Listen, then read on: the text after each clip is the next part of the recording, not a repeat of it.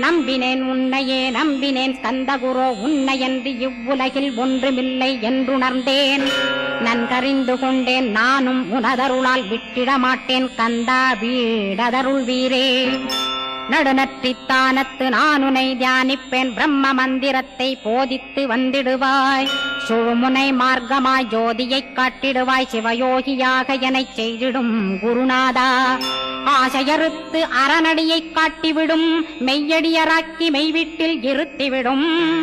கொங்கு நாட்டிலே கோயில் கொண்ட ஸ்கந்தகுரோ கொல்லிமலை மேலே குமரகுருவானவனே.